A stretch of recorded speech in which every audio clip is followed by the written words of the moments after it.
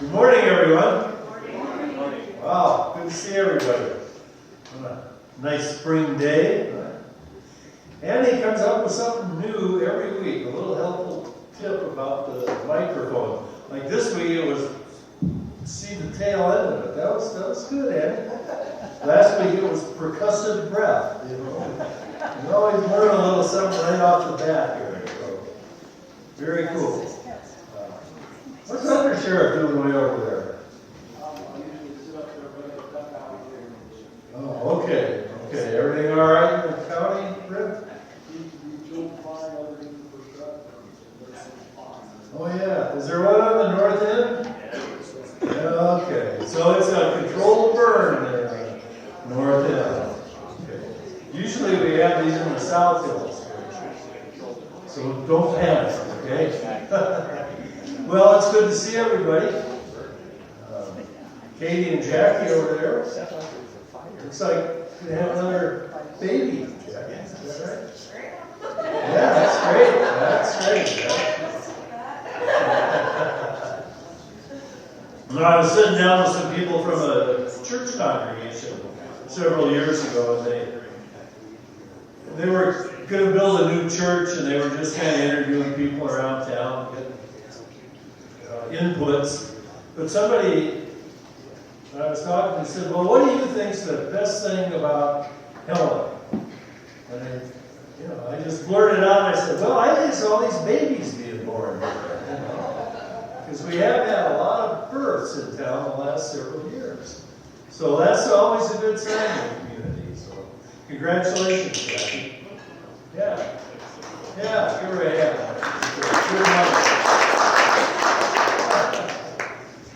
And speaking of, we've got a wonderful group of people here who are going to talk to us about what to do after the baby is born. The general theme in child care. And it's a complicated subject. I mean, it really is. It's a riddle wrapped in a mystery, surrounded by an enigma. So I think we're just going to plunge right in, if that's okay with everybody. Maybe we'll have some announcements at the end if we have some time, but we've got some wonderful, good presenters with us, and so we want to turn over the bulk of the time to them. But if we have time at the end, we'll have some announcements or introductions. And there are people who have got things to share with us and put stuff on the tables. So take a look at that as the hour goes by. And with that said, I'd like to just turn it over to Kelly Cresswell from Reach Higher, Montana. Kelly, I want to say assembled this panel, but she invited these good ladies to be with us and has worked with them on the presentations this morning, so I think it's going to be really cool. And we'll all get a chance to learn a lot. So come on up, let's go.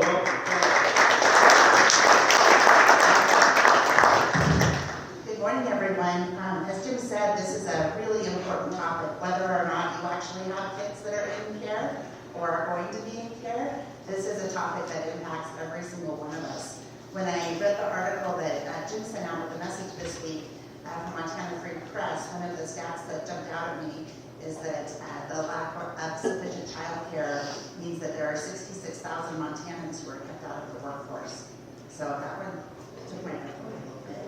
So I really appreciate our panelists being here today to share their expertise. They know so much, and just in the short time that I got to spend with them as we worked on this presentation, I learned a lot from them.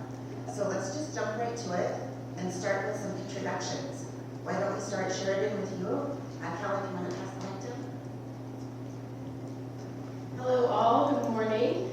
My name is Sheridan Hoyer. I work with the Montana Chamber of Commerce, where I work as a government relations specialist. So headed to the Hill after this for a child care tax credit, and I'm sure I'll share more about that in a bit. But we are guided by our Vision 2026 strategic plan, and the main difference between the Montana Chamber and your local chamber here in Cali is that we can spend a lot of our resources on the advocacy side, where Cali is really in tune to the community, and our local chambers across the state are in tune to our community and our voices on the ground. So we're guided by our Vision 2026 strategic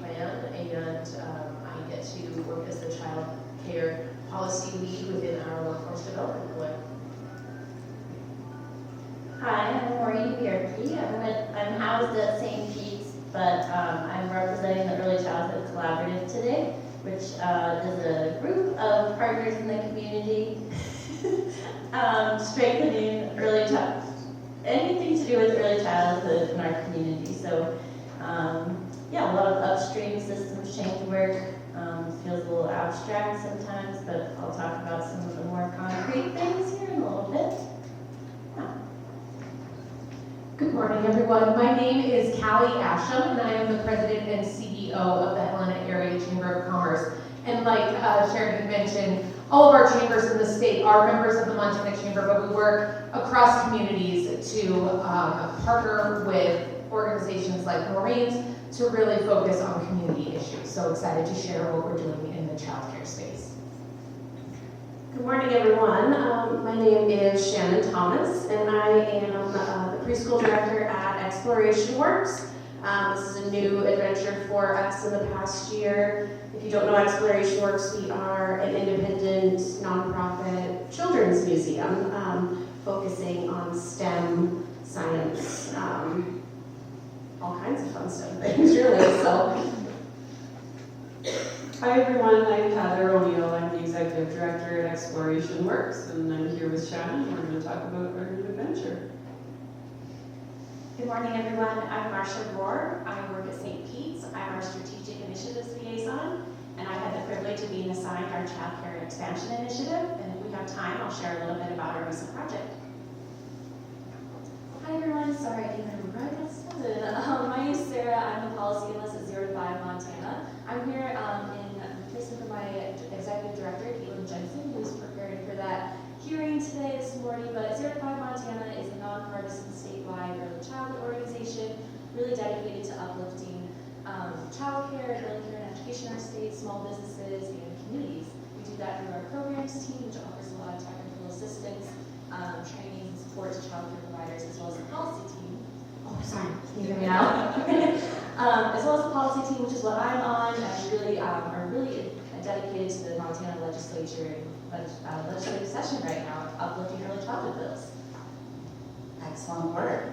Why don't we start with our two providers, and we'll start with Exploration Works to share a perspective of a small facility provider, and then after that we'll hear from Pete's Place. We made a quick little slideshow, so that'll show up in a second. Yeah, so really quickly, our origin story at Exploration Works. I was a new incoming executive director. I've been there for about a year and a half now, and really looking at an overview of everything. What's our strategic plan, our focus, how do we expand our programs? We have an excellent facility geared to children, so we were kind of thinking, what is the greatest need in the community? How do we expand our programs? But also thinking, how do we create a sustainable business model when the economy goes up and down? What is there still going to be that demand for? So through community surveys and outreach, looking at the greater community, childcare was the biggest need that we found.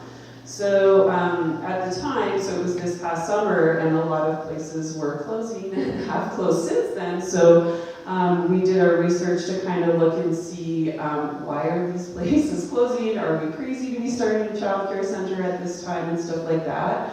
We connected with 0 to 5, DPHHS, and Child Care Connections to kind of, get support from them and figure out, is this a good venture? The things that stood out to us that were a big deal that people brought forward from all those organizations, as well as the places that were successful, as well as that had recently closed, was staff. Really hard to find a dependable quality staff.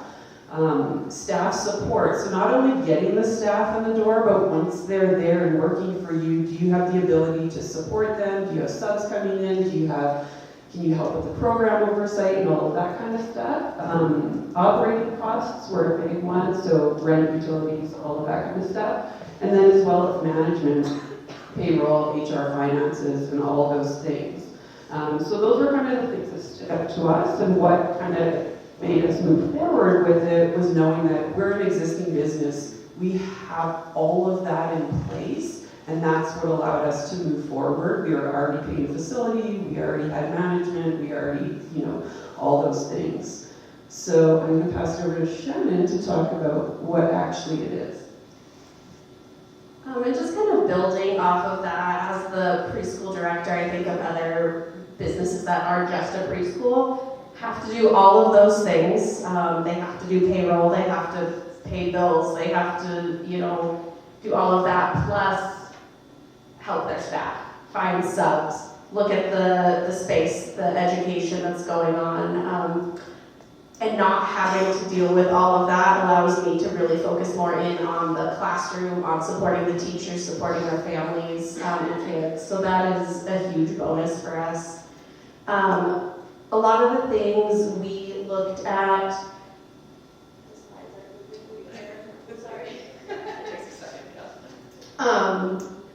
Is building a dedicated space for our preschool. And that looked like to us not wanting to impact museum operations by having a bunch of 2-year-olds running around the museum when we had paying guests in there. So making sure that we had a space specifically for our preschool, and we had that space. So we renovated, we kind of created this place for children, for that age group specifically. We chose to offer our services for ages 2 to 5. There's a lot of different licensing considerations that go into what age group you choose to serve. And the younger you get, the more there is to look at. Also, something you have to look at as you open a preschool is what your early education model is going to be. We kind of chose to pull in a lot of our different expertise, kind of creating our own model of education and what we thought would work best for us. So we are obviously a science museum, and so we pulled in a lot of that STEM kind of curriculum programming for our preschoolers, nature-based learning. Those kids want to be outside, so we try to utilize that and teach them. We do use a lot of principles of Montessori, which is fabulous. None of my teachers are certified, so we shy away from calling ourselves a Montessori school, but have all had experience in that. And if you know anything about Montessori methods, just the hands-on is how kids learn. The mixed age groups provide great opportunities for kids. High quality childcare, what does that mean? What does that look like? So I think first of all, starting with that dedicated space is creating a space where it is welcoming, it is inviting, just the basics of, is everything child-sized? When you've got 2-year-olds, you can't put a grown-up table and chairs in there, so making sure that we have all of that in place to welcome our kiddos.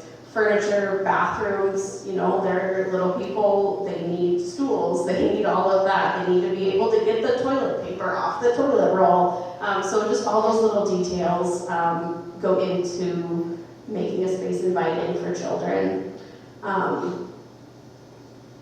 We have amazing staff, and I think that's the most important thing, is having those staff members, those teachers, be quality, educated people who care for those kids, who have experience, in not just teaching, but in behavior management, in communicating with families. That is all, I think, vitally important to having that high quality childcare. I can talk about this in a minute, but all of the families who I give tours to really do comment on the atmosphere that we've created in our preschool. And just, they walk into it and they immediately feel just a positive things, and just a cozy, quiet, it feels good walking in there, which is really important. We opened just back in October, so it's only been maybe 6 months here. We started with just 9 kids, quickly filled up. We were completely full at the beginning of January this year. We are, once again, a smaller facility, so we have a maximum of 24 kids in our space. I currently have 60 families on our wait list, if that gives you an indication of the need. A lot of these kids I'll never talk to, I'll never see, because they got on our wait list in January and will be going to kindergarten this fall. And my summer section is full already, and once kids are there, they tend to stay through the duration until they either leave Helena or go to kindergarten. Another big point is our operating hours. So we made the decision to be open 7:30 to 5:30 to cover parents' working hours. And that really varies between facilities, is what hours they offer, how much they charge. A lot of places you'll be able to go into for your school day, and then you charge extra for the beginning chunk, extra for the afternoon chunk. I think a lot of that is covering their cost and staffing cost. Our decision was we just put a tuition amount out there, and that covers your child for the duration of that. So yeah, we have kids who show up at 7:30 and don't get picked up until 5. Their parents are working. And so I think that's a huge consideration. With opening, we dealt a lot with DPHHS, with licensing, health inspections. There's a lot of paperwork that goes into opening a preschool. Just kind of wanting to talk about some of the unique highlights of having a preschool in a science museum, which I think is a really cool experience for kids. A couple of things that aren't on here is we go play in the museum. Mondays we're closed to the public, so those kids get to go into the museum and explore and play and get to check it all out. One of the things I always tell parents on tours is what a unique experience it is. These kiddos got to watch our exhibits director create and build from scratch a new exhibit. They got to watch it be installed in the museum, as they would walk in, they'd get a peek and see where Mr. Matt was on putting the exhibit up. So just a really cool, unique experience for them. Something we've started is having a weekly visiting scientist. So some of these visits are our Exploration Works educators who work for us full time. They create activities for the kids, ranging from chemistry, biology, computer science, gosh only knows. So these 2 to 5-year-olds are getting this really cool education from our visiting scientist. We went to the news station the other week, and the meteorologist gave them a tour and talked to them about weather and being on TV. We've had biologists. Tomorrow we're actually having a volunteer from Montana Wild who's bringing in a couple snakes and salamanders and talking to the kids about Montana wildlife, so that's really cool.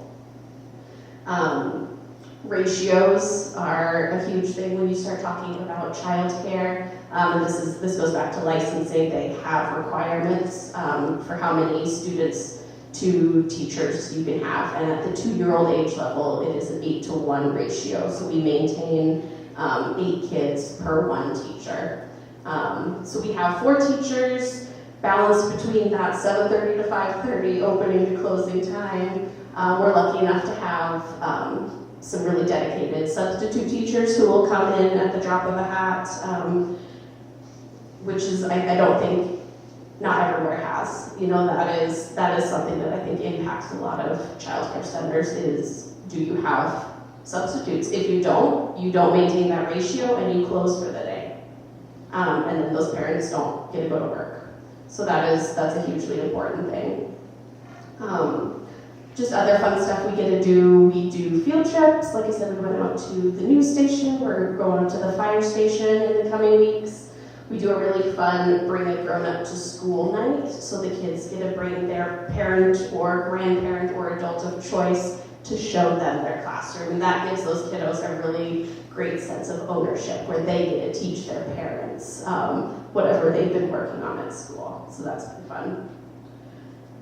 I just want to talk a minute too about when I am talking to parents, what are they looking for? When they are in for tours, what are the questions they're asking? What are they looking for in a child care center? Basics, cleanliness, comfort, does it look safe? Does it look inviting? They want to know about communication with teachers and with myself. And I think that really starts the minute they send me an email and say, hey, I'm interested. You'll talk to a lot of prospective parents who will send a message about wanting to get on the wait list, wanting to get a tour, and they don't hear back from the facility. So I think that communication starts immediately. A lot of childcare facilities, including us, we use a really great app on our phones, so we're able to shoot messages straight to parents. It can be a group message, individual message. We get to send pictures, which is really fun and I think important for parents to see what their kids doing throughout the day. What are they learning? What are they exploring? Just a great way to stay connected. They want to know what their kid is doing all day. A lot of parents ask, like, okay, well, are they just playing? Are you teaching them their alphabet? They want to know that their kid isn't just sitting in a corner building blocks all day. Building blocks is great, but are they learning? Are they getting prepared to enter kindergarten? And just being actively taught by a teacher. Cost is always the question. We at Exploration Works chose to accept the Best Beginnings scholarships. So that was through the state, and they help pay for childcare for families who are in need of that. We have worked with different families on payment plans, just trying to make sure that we're able to support our families in preschool. Families want to know about the ratio, they want to know about those options. We do full-time, part-time, which looks like either a Tuesday, Thursday, or a Monday, Wednesday, Friday. They want to know about those hours, the early care, the late care. Can they be at work for a full day and leave their kids somewhere safe and inviting? Some people need that full child care. Some people want their child to have some enrichment. So those kiddos maybe are only there part-time, making friends and getting a different experience than just being at home all day. Cost is a factor here too. I've had families who say, I can't pay for full-time. Can I have a part-time spot? So having those options, I think, is great for our families. I think Heather's going to talk about some reasons that we have been successful at Exploration Works. Yeah, so I'll just kind of wrap it up and emphasize again, the reason that it has been successful is because we had an existing business. I'm a numbers person. I ran all the numbers. I spoke with so many people, as I mentioned. If we had to pay an admin team and operating costs and a facility and rent, there's no way we could have done this. So just really wanting to emphasize that is that that's how we're able to do it. And then also looking forward is how do we expand and grow? We are growing, we're building a new classroom, we're trying to expand and offer more spots, but then also looking forward, and I'm sure many of the women up here will mention, is like, what does that look like moving forward, and how do other places open? Do we pool our resources together? How does that look? But really, the only way it was possible is because we are already paying all of those costs. So we are able to offer those incentives to staffs. We are able to offer benefits and all of those things that maybe a smaller place that's already existing wouldn't be able to. Okay, who do I pass the mic to? Thank you, everyone. I want to say ditto. Much of what St. Peter's has done, can do, is exactly what you just described. We're an existing organization, strong organization. All the infrastructure is there, and we've also benefited from very many generous donors and partnerships. But to begin, I'm not sure if all of you know, or maybe have seen it 1,000 times but don't realize it. Our original Pete's Place was the corner house right next to the ER, right? So tiny little spot, going back to the early 80s, could only serve about 40 plus kiddos. As St. Peter's grew, so did the need for childcare. When we had 700 or 800 employees, 40 kids in childcare made sense. We're over 1,800 employees now, and we needed to grow. The opportunity presented itself when we realized that we had a truly unrealistic wait list. We had kids that spent 5 years on the wait list, so that meant that they never got to be a Pete's Place child. We had an extremely dedicated group of caregivers, a brilliant and excellent child care programming director. And so this gave us the confidence that we needed to expand and grow. The expansion is rooted, our expansion initiative really was rooted in recruitment and retention. Our CEO, Wade Johnson, loves to tell the stories. He tells them often. They are current stories of providers that were able to recruit to Helena because we offered childcare. It's as simple as that. Many of our clinical staff, they stay at their role at St. Peter's because it's a benefit that they can't live without. It's truly an exceptional recruitment and retention tool. It's also fantastic for our employee morale and focus. People know that when they drop off their kiddos at Pete's Place, they're receiving high quality care, they're receiving love and attention and early childhood education. And so with that in mind, they can simply focus on work and know that they will have happy children to pick up later in the evening. Also, the expansion is really critical to our shift coverage.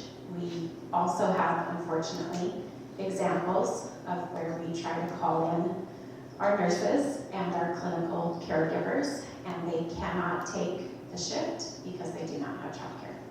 So it's really critical for the care of our residents in Helena and the surrounding communities that we have places for children to be so that people can go to work. So in essence, again, it's a workforce initiative for St. Peter's as well.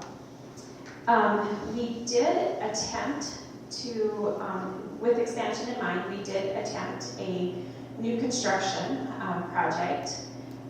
We have property to make use of, and we went through the process of designing a new building, and then realized that the project would be just prohibitive, jaw-dropping expensive, and not easy to justify when child care programs at best are break even, and more likely are of a loss to an organization, which St. Peter's does supplement our program. So we started looking for other alternatives, and that's when we began a conversation with Helena Public Schools, and that grew into the opportunity to lease the Ray Bjork School, and super thrilled when that became a reality and we were able to put a renovation project to work. We consider it a win-win-win, maybe sometimes more wins than that. We call it a win because it was a partnership with Helena Public Schools, and they benefited with an extra revenue stream from St. Peter's. It's a win in that we're repurposing a loved community asset. During the project, I was always amazed at how many people walked right up to the project at Ray Bjork and asked for a tour because they were raised in the school, they taught in the school, they are neighbors of the school who wanted to see so much that their beloved school was being put to use. It was a win for St. Peter's in that it was a very reasonable investment compared to new construction. It really was imperative that we have a reasonable investment in a project like this. Ray Bjork School was also a win because it's quite close to St. Peter's campus. It's not as close to sitting in the parking lot, but it's only about a 2-minute drive from St. Peter's. So our parents could be rest assured they could get there during the break for nursing. They could easily get to and from to pick up a sick kiddo, easily to and from to drop off and pick up. So thrilled with that. Also, and I know the topic comes up, St. Pete's Place is a benefit to our St. Pete's employees. And so, no, we do not offer spaces to community families at the moment. but we consider any expansion in childcare as a community win. Childcare spots are childcare spots. And recently we did it was about 2.5 years ago, so we need to do an update, but we surveyed the parents of our Peace Place kiddos to find the employers of the spouses of our Peace Place employees. Our Peace Place serves about 50 other employers in Helena. We were also very fortunate to do this project with very generous donors, and we were the recipient of a $1 million child care expansion and innovation grant. So, again, can't strongly emphasize enough partnerships and willing contributors to child care expansion. I was going to say, maybe look at pictures. Okay. So this is Ray York School, and I realize now that we don't have a really great photo of the playground, but one of the reasons why we were so thrilled to get to renovate Ray York School is that it has a full-size playground. And so we have tons of space for kiddos, and again, that space is not sitting in the parking lot of the ER, so it's thrilling to have a nice, safe, quiet neighborhood school as our childcare facility. And so the next several photos are of the interior childcare spaces. Ray York is licensed for 180 kiddos. We have the ability, we're not there yet, we're working on it.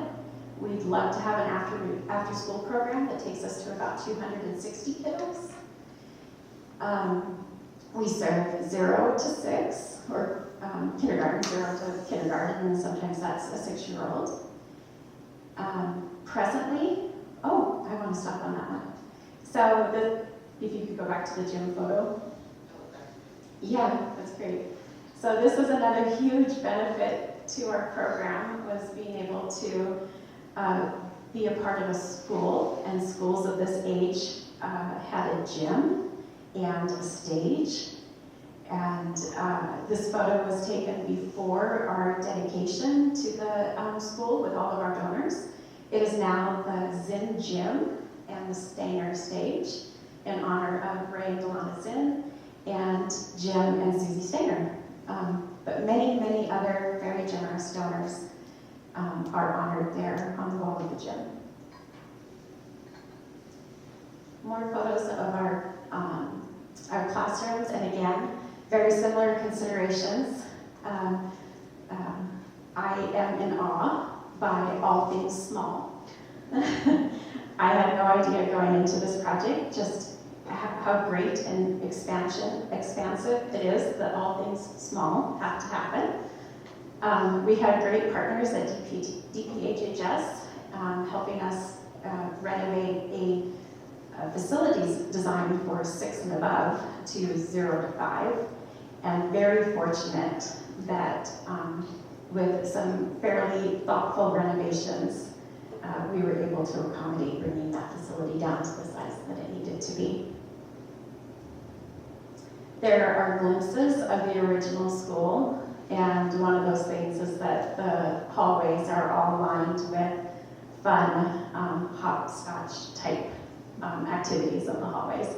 But the windows you see there peeking into the classrooms, those were all an addition. That was probably the primary renovation that we made to the school, is that we opened all of the classrooms by windows onto the hallways for visibility. We can see what's happening in the classrooms, and conversely, the teachers can see their young ones traveling to the restroom there in the hallway. So lots of safety improvements, and that's a good photo of that.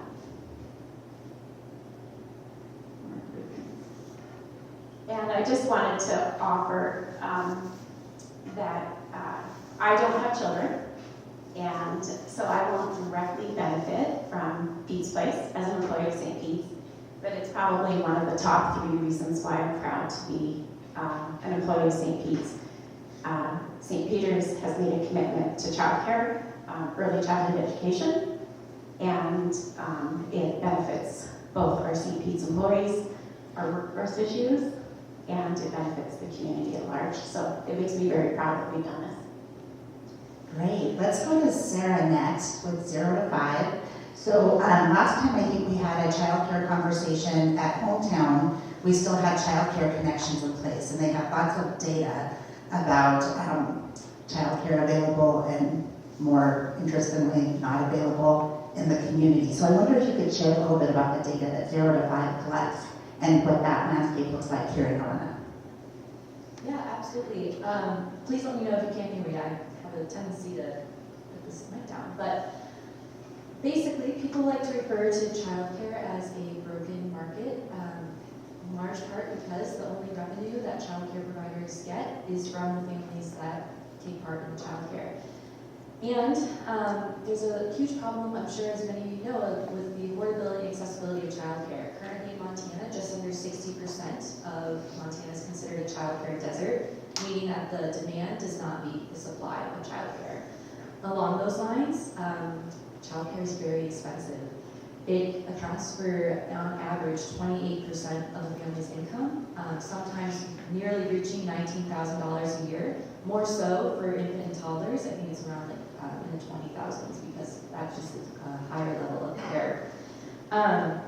So in addition to the affordability and accessibility of childcare, we were hearing about recruitment and retention of childcare workers. They're top 20 most in-demand occupations in Montana. And they're one of the most lowest paid, highest turnover rates in part because of the low wage. It's about $13.99 an hour to work as a childcare worker. And a lot of times these childcare workers are highly educated. They have master's degrees. They have experience and they do not make enough to have a living wage. 1/4 of childcare providers are living in poverty. So there's a lot of different issues happening. Within Helena, it's 0 to 5 specifically does not have data on that. We look at the whole state encompassing because it's just a whole state/nation issue. And as Kelly mentioned earlier, 66,000 parents, because of these issues, are not in the workforce due to childcare. So obviously, this is a very prevalent issue. 0 to 5, we kind of try to tackle this both through our programs side of things as well as our policy team. So our program side, we actually are working with the Department of Public Health and Human Services to offer a one-time grant for employers looking to expand or help offer childcare assistance to their employees. These grants range from $10,000 to $100,000, and we actually have 2 more. We're looking for 2 more people. So if you know anybody, please share that information. I have flyers for that. On the policy side of things, which is what I'm doing, and I'm sure Sheridan will touch upon it a little bit too, there are a lot of early childhood bills happening in Montana legislative session right now. Today is a big bill that we are advocating for, Senate Bill 321, which would establish a tax credit package for families, for childcare providers, and for employers. So for families, if you are making $40,000 as a single household or $80,000 less, married household, per year, you would qualify for a $1,200 child tax credit. If you are a child care provider or worker, you would qualify for a $1,600 tax credit. And if you are an employer offering child care assistance to your employees, and this will look like many different things, as St. Pete's mentioned and as Exploration Works mentioned, you could qualify for a $5,000 tax credit per year. So there's not one single solution to address this child care issue, but we are certainly trying to do that. And Montana legislators are also really interested in this issue. There have been other bills that have been proposed. I don't want to necessarily get into that this morning, but there's a lot happening on this in this area. So please let me know if you have any questions or if any follow-up questions. All right, so that's a good segue to Sheridan to talk about all of the other bills going on and also the role of the state chamber in advocating for childcare. Sorry, thanks, Kelly. So from the Montana Chamber perspective, we came into this after the 2023 legislative session, and we do a lot of tax reform and tort reform and all sorts of technical things, and so this is really our first foray into a space like this. But from the workforce development side, there is so much turnover and recruitment and retention challenges. In 2020, the U.S. Chamber said that 33% of a worker's total compensation, including their incomes and benefits, is the cost to replace them.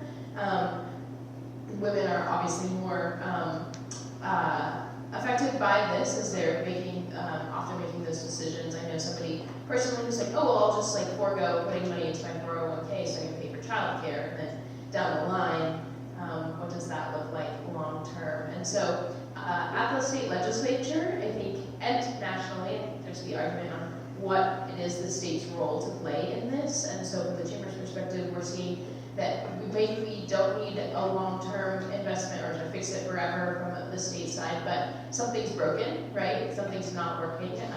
The cost of childcare on average is higher than the cost of in-state tuition here, and you might be thinking, but childcares aren't making any money, and where's all that money going? And the money's going to quality care, right? Like those ratios exist to keep kids safe, to keep kids in a high-quality system that all of their needs are met. And even so, it's still quite, and then you have all those facilities expenses, and if you have your home or your in-home or your new center and you don't have that existing business, those costs are even higher. And so I'm really trying to look at it from all sorts of angles. At the Chamber, this session, we are working with that child tax credit. We've got some other work on maybe looking at some infrastructure grants, looking at some, now my brain's just all over the place. But basically, we're trying to paint a really, really wide brush as to what could be a potential solution and seeing kind of what sticks. This hasn't really been a large topic at the legislature prior to now. There's been a couple of little bills in previous sessions that have incrementally changed things. The Economic Affairs Interim Committee even took a big, hard look at this, but then at the end of the day, they said, oh, we don't want to touch that. It's kind of complicated. Not a heck of a lot. We'll see what happens. But because of that, we at the Chamber say, here's the things we can do on the policy side. Here's my job as a lobbyist at the state legislature and trying to advocate on that. But outside of that, what does this look like for businesses? And it looks like taking actions like St. Pete's or like Exploration Works and working within the community, especially as a community cohort, to help make that happen. And so 0 to 5 has some grants that they go around the state. There's apparently money at the U.S. Chamber Foundation, and they were like, here's this money to go do things on childcare. And we were like, ooh, thanks, that was a surprise. So this summer we'll be putting together an employer kind of workshop to talk about what this looks like from the business perspective, why we're here, how this helps with recruitment and retention. There's been a lot of talk in previous years, especially when we work on the national level, about why, and now we're trying to figure out the how, right? We know it's an issue, we know there's all these numbers involved. And so, just for some options as a business perspective, I'll jump into that and then be done. The quickest wins are just like making sure you're understanding your parents, right? Like, if you're employing parents, like they might have to run out and pick up their kid. They might, being an understanding employer is going to help you, especially with recruitment and retention in the long term. With that, if you have flexible scheduling, if they only find a child care that operates from 9 to 3 and they might need to work the last hour remotely or start their day a little bit earlier or split their day, being flexible and trusting your employees and creating that culture to get it done. Those are the quickest wins. From there, you can move to internal investments. So that's backup care, so having something set up with a local child care provider or some sort of something that if something were to arise or if you need to be called into a shift, right, you have that option. Another way is a child care voucher, which this often looks like a dependent care assistance program, or it's basically an FSA, a flexible spending account, that's tax-free that you put into as the employer in the match, right? Or it's just an option for them to put in as an employee, and that money can go directly to dependent care. So that includes often, and that's what the way we wrote this bill for Senate Bill 321 today, is that you get a $5,000 tax credit if you put money into anything to support dependent care. So that includes your children, but it also can include elderly parents. It could include special needs siblings, anybody that you are caring for. Some other subsidies that you can work directly with the provider. So if I don't, there's a lot of turnover maybe in my industry, so I'll work directly with the child care provider to help support their budget, and then my employees get special slots there, and they get first dibs at those spots. And then the highest intensity of that is the on-site care that St. Pete's would be the best example of. So lots of sort of options, and I think there was a child care bill on the floor last week, and it was kind of a bigger fiscal note to help support the subsidy program, the Best Beginning Subsidy Program that Exclamation Works was talking about, and there's lots of discussion about, well, why aren't businesses solving this? And so we're doing what we can. It's a big problem, but we're working on it. All right, let's go to Kathy next. I previously served on the chamber board a long time ago, and I don't remember us ever being so involved in childcare. So kudos to you, first of all, for taking a leadership role. Can you tell us a little bit about what the chamber is doing locally? Absolutely. So this year we launched an initiative called Find Your Way. And so 2025 for us is really about removing barriers, talking to businesses about connecting, growing, and succeeding. And really, we decided to create 4 community pillars, and childcare is one of our community pillars this year. And like everyone, when we're hearing that folks aren't returning to the workforce because of childcare issues, that's a real indication for our businesses about some of the challenges that they're having workforce related. So as a chamber, we want to be what we call kick-ass problem solvers, excuse my language, and because of that language, we cannot take care of your children. So we knew that we needed to find ways that we could connect businesses with solutions. And one of the things that we're doing is hosting what we call thriving community conversations. And they're centered around our community pillars. And we had our first one in November. We partnered with Marine and the Early Childhood Collaborative to talk about being a flexible employer, a lot of what Sheridan just talked about, having flexible schedules, working with your employers to or your employees to figure out ways that you can get them to work, but they can still have time to drop their kiddos off or pick them up. Understanding that you need to change scheduling based on when people are open. It's incredible that Exploration Works is open so early, and we're so lucky to have such incredible examples of childcare in our community, both with Exploration Works and with St. Pete's. We're also trying to connect local businesses to those local childcares. So meeting with different childcare facilities in the community. I have another meeting next week to help connect them with businesses so that when they have slots available, we can make sure that we're communicating that with our business community so those folks can communicate that with their employees. And then we're also we have a workforce development program that we call WINS, and we've talked about that here before, but WINS is really based in career exposure and getting kids interested in careers early. And so we've been working on some curriculums to get kids excited about early childhood development careers so that we can help our child care providers hire folks in and help those ratios rise. So really the goal is just to be a conduit for childcare opportunities to the business community, and then of course, because it's a community pillar, really connecting the community with that as well. So that's what we're working on at the chamber, and happy to answer any questions about that as well. We'll go to Maureen next. Tell us about the Week of the Young Child and the things the collaborative has planned for that week. Yeah, we have a ton planned, and we do a lot of stuff partnering with a lot of people in this group, so I'll just put that plug in. I encourage you to check out our website, or just reach out and chat. So Week of the Young Child is April 5th through the 11th, and the community, so last year and this year, it has grown huge. In the years prior to, COVID maybe, Childcare Connections was a big driver of this work, so Early Childhood Collaborative has really taken the lead on that now. And we have the staple event of reading in the Rotunda, and we will have a lot of local celebrities reading there. Andy will be reading. I haven't actually met you in real life, but looking forward to it. Yeah, and then starting on Saturday, we're going to start with the kickoff event. Just a lot of free, low-cost opportunities in the community for children, families, caregivers to take advantage of. There's also some deals for early childhood workers, which is kind of a cool way to acknowledge early childhood in the community. If you look at this little really go through it all. There's even more online. But I guess the thing I'd like to highlight is just the community's response to this ask. It's really a way for us to raise awareness around the importance of early childhood.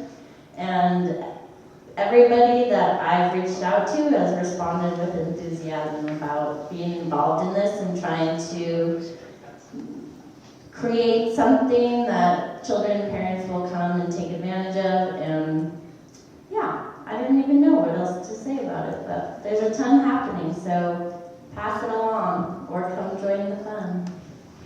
Free sprinkles on your ice cream all week long. Well, there's an incentive right there, man. What questions do you guys have for our panelists?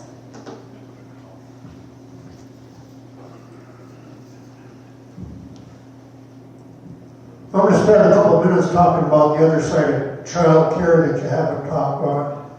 Just earlier this year, I spent my last board meeting with the Rocky Mountain Development Company Corporation. You know, they've been in Helena since 1965, and I think in about 1968 they opened their first Head Start. And as we look at Head Start, historically 90% of those people that qualify to get their children into that program have to be at poverty level or less. And 80% of them parents either are working or going to school. It just isn't a free ride for them. And the only way that program has ever been able to work and keep functioning the way it still is today is by closing classrooms. You can't do a 5% cut of students. You got to close a classroom and get rid of 3 employees. You cannot operate a classroom with less than 3 employees. It takes 2 employees just to take a child to the bathroom according to federal regulations. They got a manual about 4 times thicker in your books there just telling you the regulations they have to follow. And I was proud to say when I was on that board that twice they went through an annual review and were found in complete compliance with that book of regulations. And to put you in perspective of it, the gal that audited that thing had been doing it for 13 years and it was the first program she ever did that was ever in full compliance, and they did that in 2 cycles in a row. So that's the kind of quality that come out of that program. And there's 2 Head Start programs in Helena. There's an early Head Start and then the one we run. And they've been very successful, other than since I've been with that history of it, we've had to close classrooms. I've never voted for that. I always abstained because I could never feel in my heart that I could tell those children they could no longer come. Because there's great things that come from Head Start. At one time we had a superintendent of public instruction for the great state of Montana, I think it was Juno, that started in Head Start classroom in Browning, Montana, and became the first Native woman elected to a statewide office in the United States. And they got that from the early start at Head Start. But also at Rocky, they run, since the 80s, I think they opened Rocky Mountain Head Start, and that was on the opposite side. That had to run for profit. We could not take federal money to subsidize that program. And recently, the last couple of years, we had to have these discussions on how do we raise that price to where it's affordable. If you're working for the federal minimum wage, you cannot buy gasoline to take your child to daycare because it's over $7 an hour per child. And if you're making minimum wage at $7.75 federal, you won't make it. You have to have money. You can't do it without it. And you see programs like that work, and you have to see it. But you take ones like Head Start that used to have programs with the school district in the regular school because we could partner with them and be able to operate the programs for special needs children. We had a program down between two of our housing programs. There was a private daycare with almost 100 children that some of them with deep pockets come in and bought, so that no longer, they felt good that they were allowed, that their kids could age out of that program that were in it, but then it would become a different program where it would be employees only of a company. So there's all kinds of things like that that go in that you have to add to your panel when you bring in these discussions, because you only get those guys that make lots of money to I think afford it'd be these. great for us to have Rocky come do a presentation sometime to him. Thank you.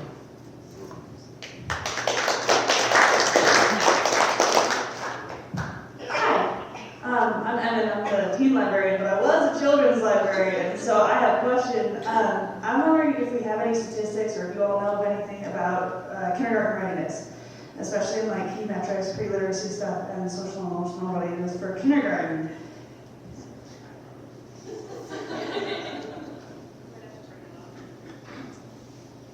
Hi. Yes, I do. So it's actually, I think, I want to say it's just under 60% of Montana third graders are not reading at a proficient level or performing numeracy at a proficient level. And that starts at when they're born, between 0 to 3 are the most critical years to get that baseline understanding of how to learn how to read and how to understand,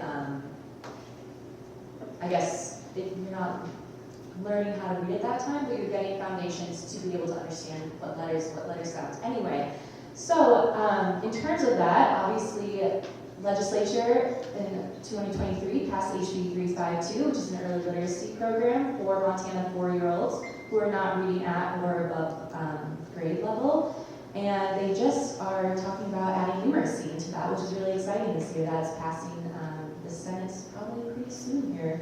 But it is something that we are all really concerned about because once you reach age 3rd grade, you are no longer reading to learn, you're learning to read, or you're no longer learning to read, you're reading to learn.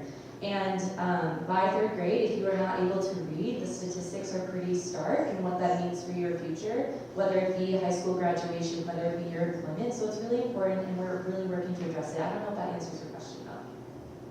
Yes. Yeah, good morning. This is really interesting. My name is John Jackson.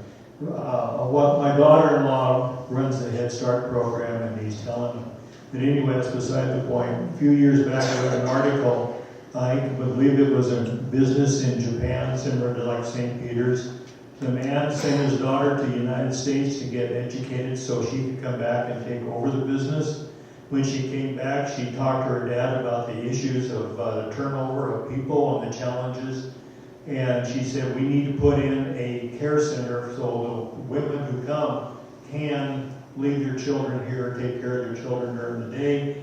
He was reluctant, he finally did it, and then all of a sudden turned around and saw the benefit of having the care for the children at the business that they paid for, and it turned around the business so that he didn't have personnel turnover.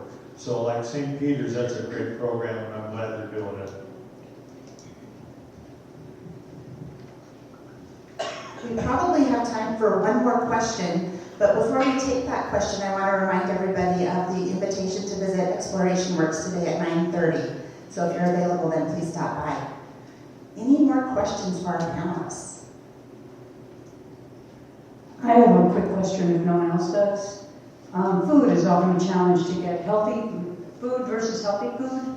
Would anybody be willing to address funding available to get food to these folks, and is there anything the community can do to expand the ability to get food, a healthy variety?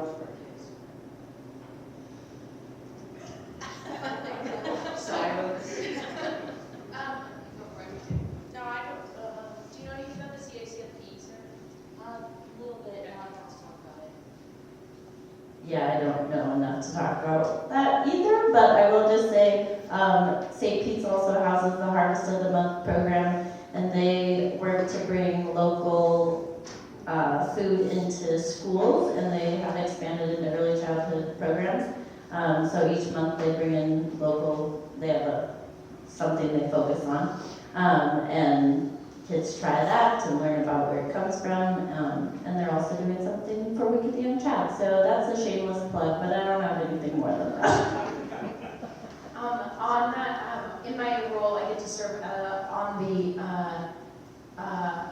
board of the Central Montana Child Care Alliance. I really love Helena, but I married a farm boy from Denton.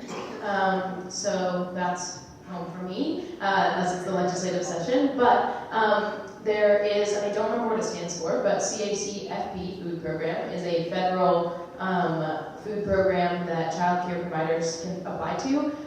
In my work there, the application is like incredibly onerous, like so much paperwork. It's a federal program.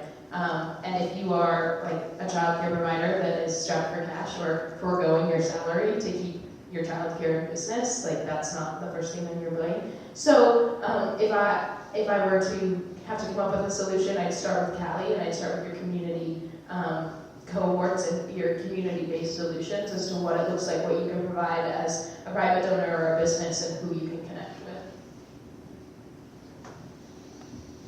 All right, it's 8 o'clock and I'm feeling really powerful. I have the clicker. So we're done. Thank you guys.